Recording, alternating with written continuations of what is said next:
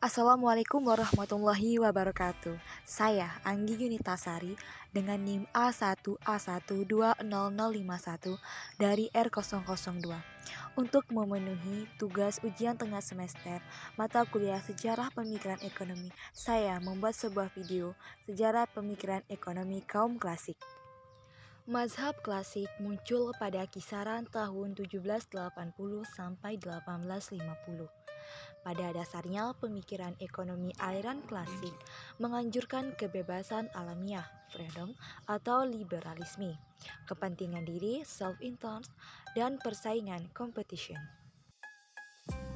Tokoh teori kaum klasik yang akan kita bahas ialah David Ricardo, 1772-1923. David Ricardo adalah anak ketiga dari 23 bersaudara dari keluarga Yahudi yang bernama Abraham Israel Ricardo yang bekerja sebagai seorang pialang. Dia lahir di London pada tahun 1772. Pada usia ke-21, David sempat diusir oleh ibunya dikarenakan menikahi seorang wanita pengikut Quaker. Namun di usia ke-42, David menjadi seorang pengusaha sukses dan menjadi tuan tanah desa. Dia membeli tanah perkebunan yang sangat luas yang bernama God Compass di Gloucestershire. David tertarik dengan ilmu ekonomi dimulai sejak 1799 ketika dia tinggal di Bath saat dia memulai membaca The Wealth of Nations Adam Smith. Pada tahun 1817, dia mempublikasikan buku karya yang berjudul On the Principle of Political Economy and Taxation. Di usianya ke-51, tepat pada tahun 1823, David meninggal secara mendadak dikarenakan infeksi telinga. Dia meninggalkan seorang istri dan 7 anak. Sejarah pemikiran David Ricardo. 1. Pemikiran moneter David Ricardo.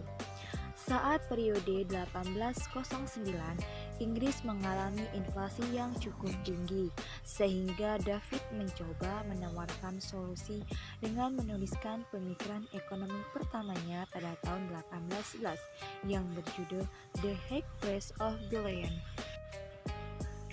Dalam bukunya tersebut, dia mengatakan bahwa penyebab inflasi tersebut dikarenakan Bank of England menerbitkan uang kertas, banknote, secara berlebihan. David Ricardo sependapat dengan teori kuantitas uang seperti David Hume yang menyatakan bahwa tingkat harga dipengaruhi oleh perubahan jumlah uang yang beredar. Untuk menjaga stabilitas moneter suatu negara, David Ricardo berpendapat sistem moneter harus menggunakan standar nilai tukar emas. Artinya uang yang beredar di suatu negara, baik dalam bentuk simpanan ataupun kredit, dapat dikonversikan dengan harga emas yang sudah ditetapkan, dengan tujuan agar harga emas tetap sama nilainya dengan uang kertas, banknote. Dalam bukunya, David Ricardo mengatakan secara tegas bahwa pihak yang mengeluarkan uang kertas harus mengatur pengeluarannya itu berdasarkan harga emas, bukan berdasarkan kuantitas uang kertas yang beredar. 2. Hukum pendapatan yang menurun. Karya lain David Ricardo adalah tulisannya yang berjudul Essay on the Influence of Low Price of Corn on the Profit of Stock yang terbit pada tahun 1815, menuliskan hasil pemikiran Ricardo tentang kelangkaan tanah akan menurunkan pertumbuhan ekonomi. Saat ini, model Ricardo ini lebih dikenal dengan istilah The Law of Diminishing Return (LDR), yaitu hukum pendapatan yang semakin berkurang. Asumsi-asumsi yang ada di dalamnya yaitu pertama, tanah adalah faktor produksi utama. Kedua, upah tetap real yang konstan pada level subsisten berdasarkan hukum upah besi. Ketiga, kapital atau modal tetap satu peralatan yang diperuntukkan untuk satu tenaga kerja menghasilkan jumlah satuan produk yang tetap. 3. Keunggulan komparatif. Dalam konteks perdagangan internasional, David Ricardo adalah sosok yang sangat mendukung perdagangan bebas, di mana kontribusinya terlihat ketika dia mengembangkan hukum keuntungan komparatif yang dituliskannya pada buku On the Principle of Political Economy and Taxation.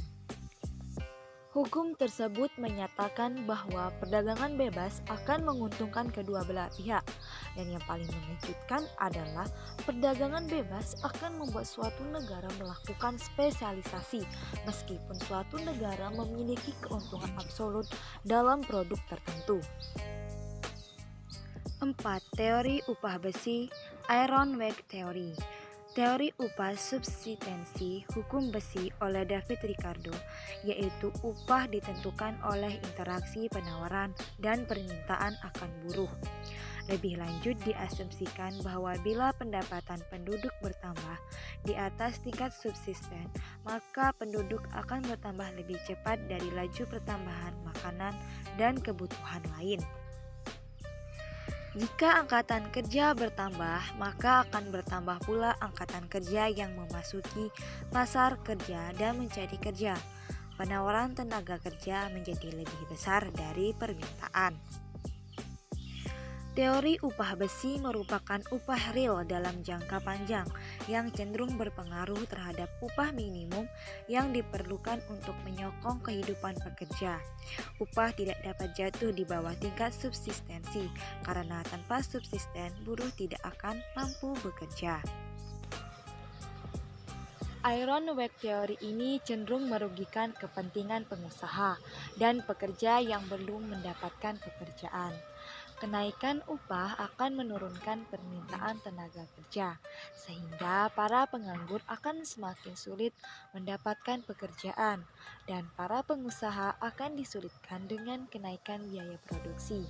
Kegagalan upah dalam melakukan penyesuaian sampai penawaran tenaga kerja sama dengan permintaan merupakan indikasi adanya kekakuan upah atau wage rigidity. 5. Teori nilai kerja. Tentang teori nilai kerja, Ricardo menjelaskan bahwa nilai tukar suatu barang ditentukan oleh ongkos yang perlu dikeluarkan untuk menghasilkan suatu barang.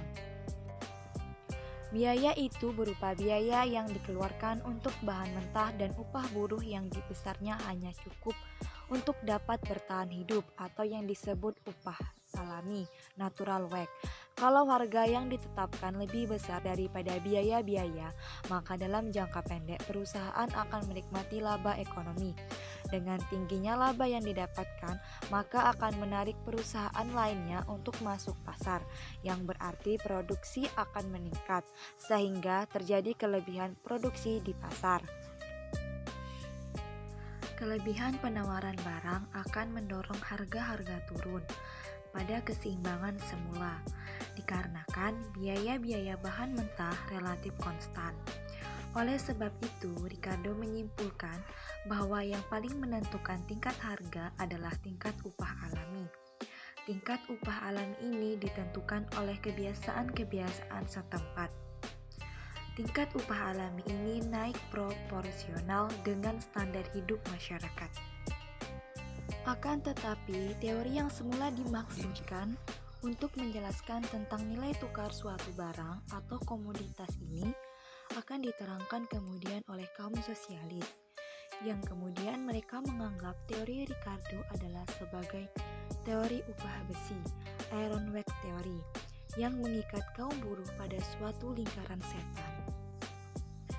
Kalau Smith telah beralih dari teori biaya tenaga kerja dalam menjelaskan harga relatif yang statis, sedangkan Ricardo menjelaskan harga relatif yang dinamis.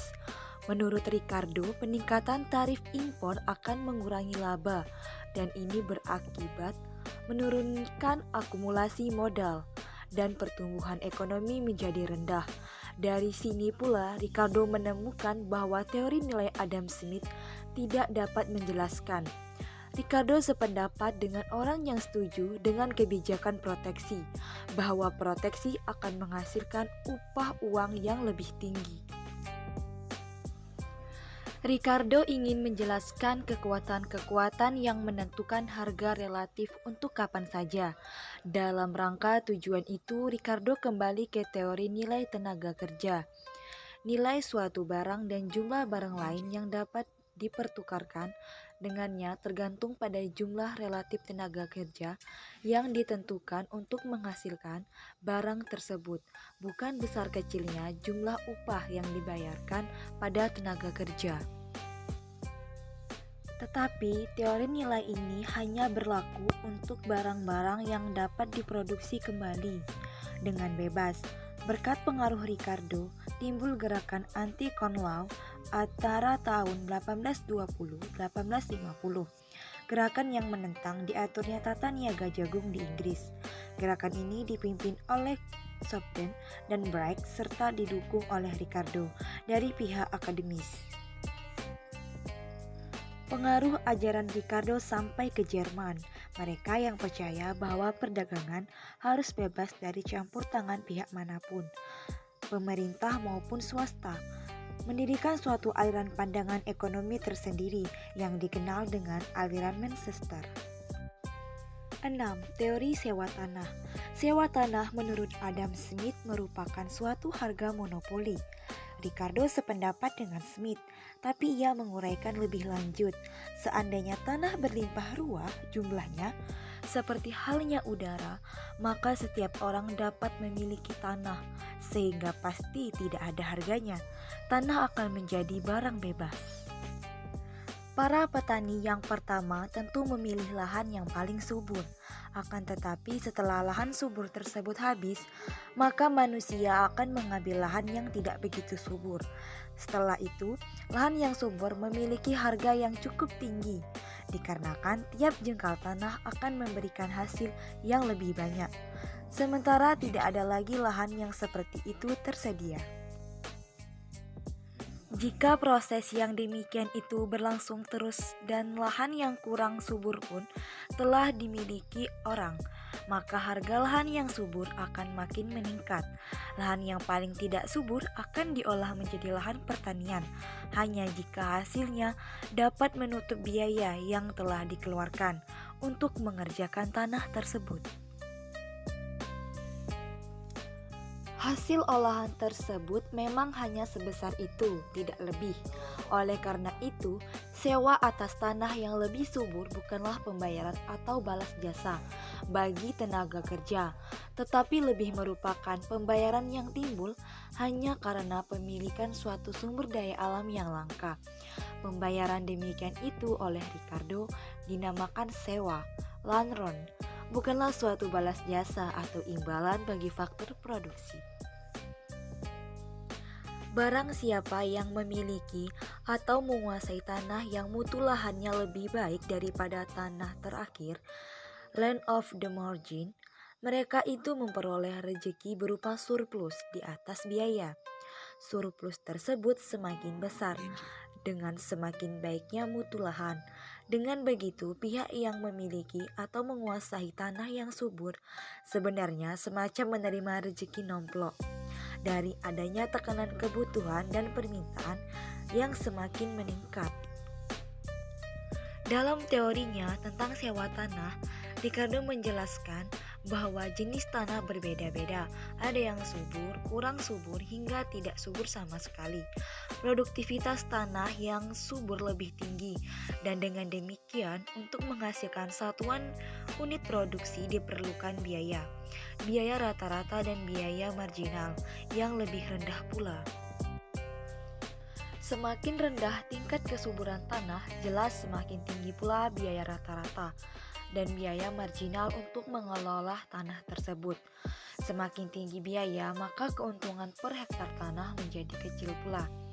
Dengan demikian, maka tinggi rendahnya sewa tanah bergantung pada tingkat kesuburan tanah. Sewa tanah yang berbeda disebut dengan differential rent, sehingga teori David Ricardo disebut juga dengan istilah teori sewa tanah diferensial. Dengan penjelasan tersebut, maka layak jika sewa untuk tanah yang lebih subur lebih tinggi jika dibandingkan dengan tanah yang kurang subur. Meskipun Ricardo sependapat dengan Adam Smith bahwa harga alamiah untuk setiap barang didasarkan pada biaya tenaga kerja yang dikeluarkan untuk menghasilkan barang tersebut.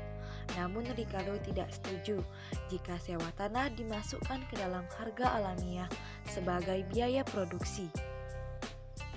Akan tetapi, Ricardo memasukkannya ke dalam harga alamiah biaya tenaga kerja yang dibutuhkan untuk membangun gedung dan mesin.